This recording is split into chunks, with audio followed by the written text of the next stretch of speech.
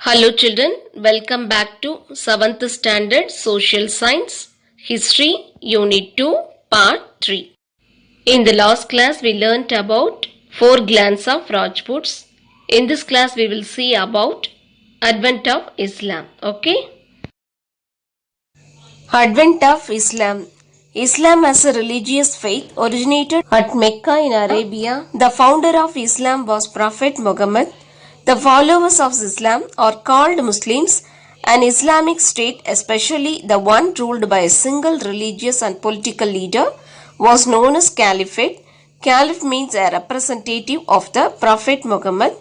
Two early caliphates were Umayyads and the Abbasids.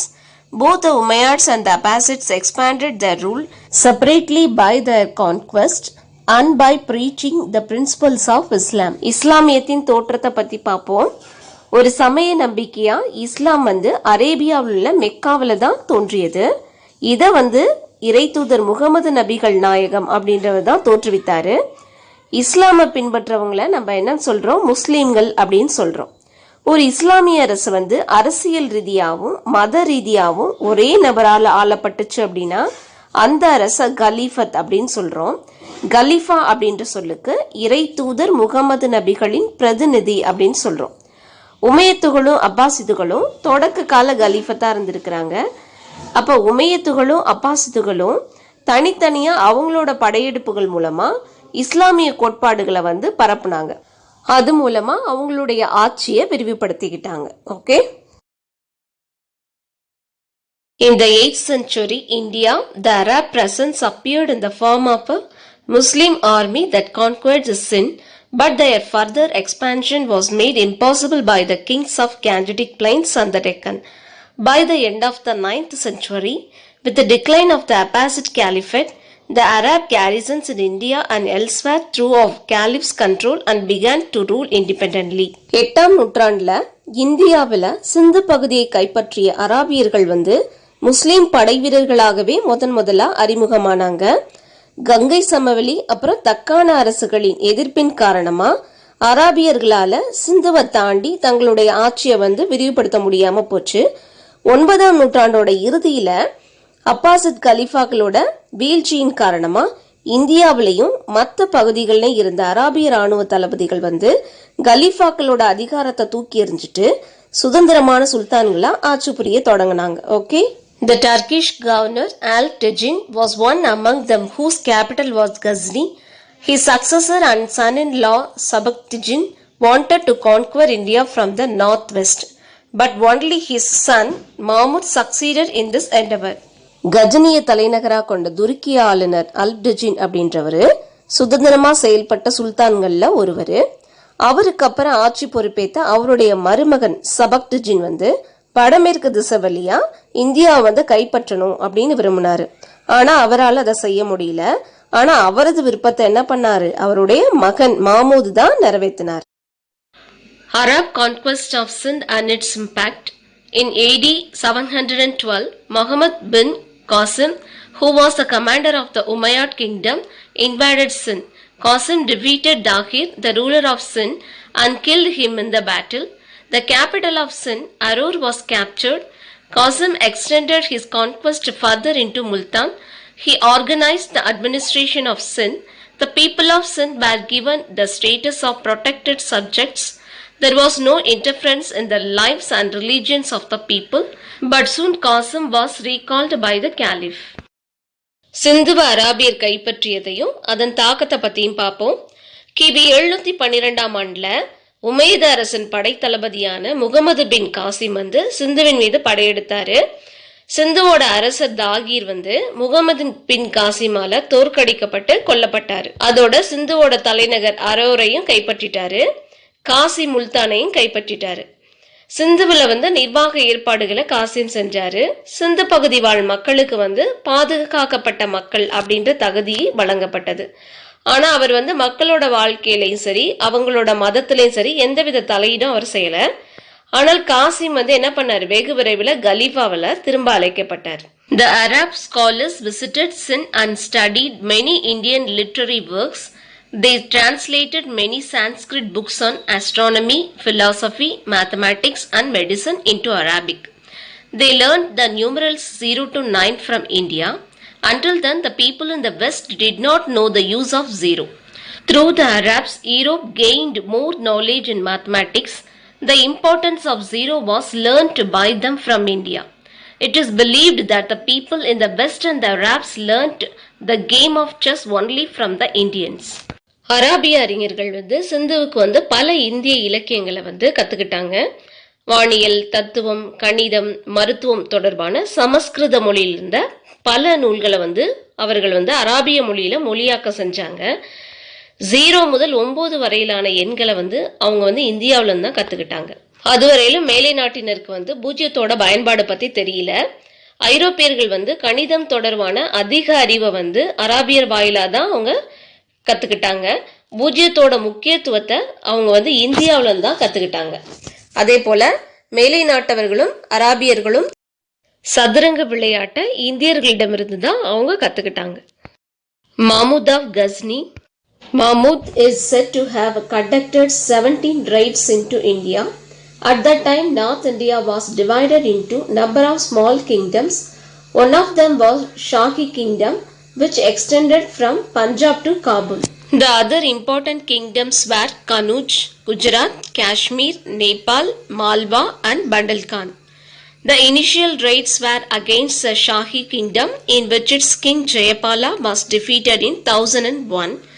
After his defeat, Jayapala immolated himself because he thought that his defeat was a disgrace. His successor Anandabala fought against Mahmud but was defeated in the Battle of Vain near Peshawar in 1008. As a result of his victory at Vain, Mahmud extended his rule over Punjab. Ghajini மாமுது இந்தியாவை சூறையாடணும் அப்படின்ற நோக்கோட தான் திடீர் படையெடுப்பை 17 முறை நடத்தியதா சொல்லப்படுது. அந்த காலகட்டத்தில் வட இந்தியா பல சிற்றரசுகளா பிரிஞ்சிருந்துச்சு. அதுல ஒண்ணுதான் ஷாகி அரசு. இது பஞ்சாப்ல இருந்து காபூல் வரை பரவி இருந்துச்சு. கன்னூஜ், குஜராத், காஷ்மீர், நேபாளம், மாலவம், பந்தேல்கண்ட் ஆகியன மத்த அரசுகளா இருந்துச்சு. ஷாகி அரசுக்கு எதிராக மேற்கொள்ளப்பட்ட படையெடுப்புகள்ல அதோட அரசர் ஜெயபாலர் 1001ஆம் ஆண்டு தோற்கடிக்கப்பட்டாரு. இந்த தோல்விய பெருத்த அவமானமா கருதிய ஜெயபாலர் தன்னைத்தானே மாற்றிக்கிட்டாரு. அவருக்கு அப்புறம் ஆனந்தபாலர் மாமூதுக்கு எதிராக போரிட்டாரு. 1008ஆம் ஆண்டு பெஷாவருக்கு அருகே இல்ல வைஹிந்த் அப்படின்ற இடத்துல அவர் தோற்கடிக்கப்பட்டாரு. அப்ப வைஹிந்த்ல பெற்ற வெற்றியின் காரணமா என்ன பண்ணாரு மாமூது? பஞ்சாப் வரை தன்னோட ஆட்சி அதிகாரத்தை விரிவுபடுத்தினார். Okay. The subsequent raids of Mahmud into India were aimed at plundering the rich temples and cities of North India. In 1011, he raided Nagarkot in Punjab hills and Taneshwar near Delhi. அதுக்கப்புறம் India மீது ஆனந்தபாலன் மேற்கொண்ட படையெடுப்புகள் வட இந்தியாவில் செல்வ செழிப்புமிக்க கோயிலையும் நகரங்களையும் கொள்ளையடிப்பதையே அவர் என்ன பண்ணார்? நோக்கமா வச்சிருந்தார். 1011 பஞ்சாப்ல உள்ள நாகர்கோட், டெல்லிக்கு பக்கத்தில் உள்ள தானேஸ்வர் ஆகிய நகரங்கள் அவரால் சூறையாடப்பட்டது. Okay. In 1018, Mahmud plundered the holy city of Mathura. He also attacked Kanuj.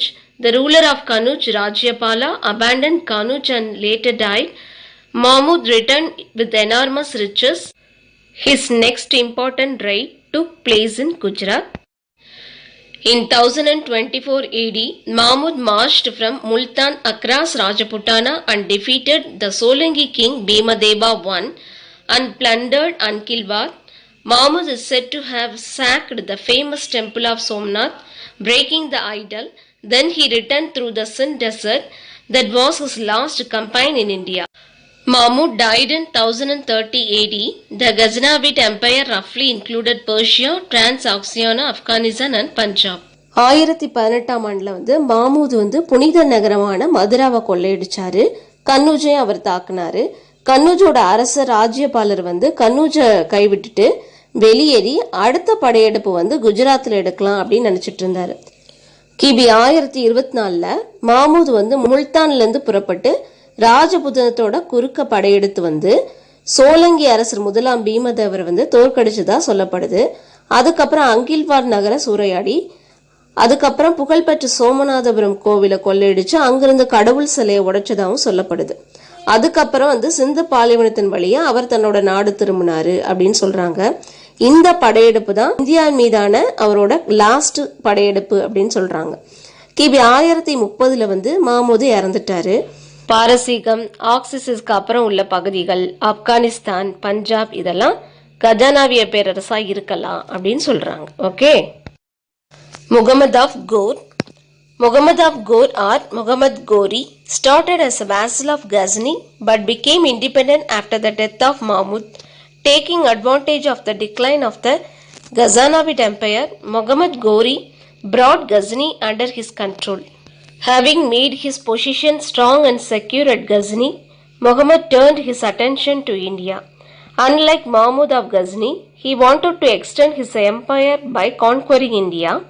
In 1175, Muhammad captured Multan and occupied whole of it in his subsequent expeditions. In 1186, he attacked Punjab and captured it. Core பகுதியை சேர்ந்த முகமது அல்லது முகமது கோரி வந்து கஜனிக்கு கப்பம் கட்டிய குறுநில தலைவராக இருந்தாரு. கஜனி மாமுதன் இறந்ததுக்கு அப்புறம் சுதந்திரமான தலைவராயிட்டாரு. கஜானாவை பேரரசி வீழ்ச்சியை வந்து சாதகமாக்கிக்கிட்ட முகமது கோரி கஜனியை வந்து தன்னோட கட்டுப்பாட்டின் கீழ் கொண்டு வந்தாரு. கஜனி வந்து தன்னோட நிலைய வலுவானதாகவும் பாதுகாப்பானதாகவும் ஆக்கிட்டதுக்கு அப்புறம் இவர் தன்னோட கவனத்தை இந்தியா பக்கம் திருப்புறாரு. கஜனி மாமூத மாதிரியே இவரும் என்ன பண்றாரு, இந்தியாவை கைப்பற்றி தன்னோட பேரரசை விரிவாக்கம் செய்யணும் அப்படின்னு விரும்புறாரு. கிபி 1175 முல்தானையை கைப்பற்றிய இவர் என்ன பண்றாரு, அடுத்தடுத்த படையெடுப்பு மூலமா ஒட்டுமொத்த முல்தானையும் கைப்பற்றுறாரு. 1186 பஞ்சாபை தாக்கி அதையும் கைப்பற்றுறாரு. Okay. The Battle of Tarain. Realizing the grave situation in which they were caught, the Hindu princes of North India formed a confederacy under the command of Prithviraj Chauhan. Prithviraj rose to the occasion and defeated Muhammad in the Battle of Tarain near Delhi in 1191. This was called the First Battle of Tarain. To avenge this Muslim, but Prithviraj rejected the proposal and prepared his army to resist the invader. Many Hindu kings and chieftains also joined him. In the ensuing Second Battle of Tarain in 1192, Muhammad thoroughly routed the army of Prithviraj, who was captured and killed.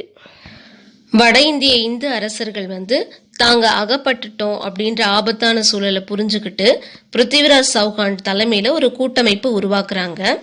நெருக்கடி நிலையை சமாளிக்கிற ஆற்றல் கொண்டவராக இருந்த பிருத்திவிராஜ் சௌகான் வந்து 1191 டெல்லிக்கு பக்கத்துல உள்ள தரைன் அப்படின்ற இடத்துல நடைபெற்ற போர்ல வந்து முகமது கோரியை தோற்கடிக்கிறார். இந்த போர் தான் முதலாம் தரைன் போர் அப்படின்னு அழைக்கப்படுது. இந்த தோல்விக்கு பழி வாங்கணும் அப்படின்னு முகமது கோரி என்ன பண்றாரு, தீவிரமா போராடி ஒரு பெரும் படையை வந்து திரட்டுறாரு. இந்த பெரும் படையோட பெஷாவர், முல்தான் வழியா லாகூருக்கு வராரு. தன்னோட மேலாதிக்கத்தை வந்து அங்கீகரிக்கணும் அப்படின்னு பிருத்திவிராஜ் சௌகான்ட்ட என்ன பண்றாரு, நீங்க ஒரு முஸ்லீமா மாறணும் அப்படின்னு செய்தி அனுப்புறாரு. இதனை மறுத்த பிருத்திவிராஜ் என்ன பண்றாரு, போருக்கு தயாராகிறாரு. பல இந்து அரசர்களும் குறுநில தலைவர்களும் அவரோட சேர்ந்துக்கிறாங்க. அப்ப 1192 நடைபெற்ற இரண்டாவது தரைன் போர்ல என்ன பண்றாரு, பிருத்திவிராஜ் சௌகானையும் அவங்க இராணுவத்தையும் கோரி என்ன பண்றாரு, தோற்கடிச்சு விரட்டி அடிச்சிடுறாரு.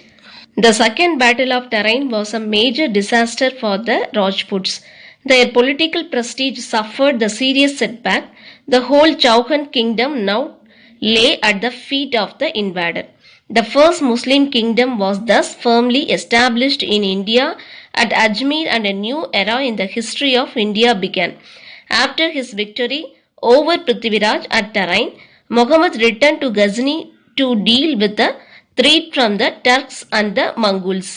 After the death of Muhammad in 1206, his most capable general Qutbuddin Aibak, who had been left behind in India, took control of Muhammad territories in India and declared himself as the first Sultan of Delhi.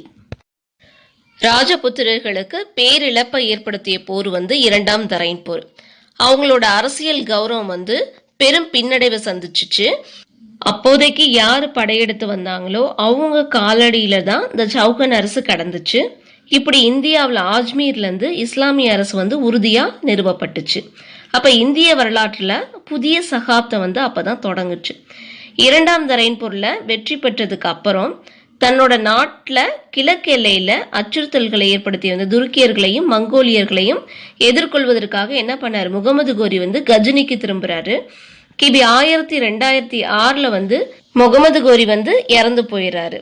அவர் இறந்து போனதுக்கு அப்புறம் இந்தியாவில் இருந்த அவருடைய திறமை வாய்ந்த தளபதி குத்புதீன் ஐபக் அப்படின்றவரு முகமது கோரிக்கு சொந்தமான இருந்த இந்திய பகுதிகளை தன்னோட கட்டுப்பாட்டு கீழ் கொண்டு வந்தார். அதுக்கப்புறம் அவரை டெல்லியோட முதல் சுல்தான் அப்படின்னு பிரகடனப்படுத்திக்கிட்டார். ஓகே சில்ட்ரன், இந்த கிளாஸ்ல இஸ்லாமியம் எப்படி உருவாச்சு அப்படின்றத பத்தி பார்த்தோம். இதோட யூனிட் 2 கம்ப்ளீட் ஆயிடுச்சு. இப்போ யூனிட் 2ல நம்ம என்ன பார்த்தோம், வட இந்திய அரசுகள்ல உண்டான புதிய அரசுகளை பத்தி பார்த்தோம். என்னன்னா ராஜபுத்திர அரசுகள்ல 36 குலங்கள் இருந்துச்சு. அதுல தேர்ந்தெடுக்கப்பட்ட 4 குலங்களையும் அதோட டீடைல்ஸையும் பத்தி பார்த்தோம். அப்புறம் இஸ்லாமிய அரசு எப்படி தோன்றினது அப்படின்றத பத்தி பார்த்தோம். Okay children, study well. Thank you children.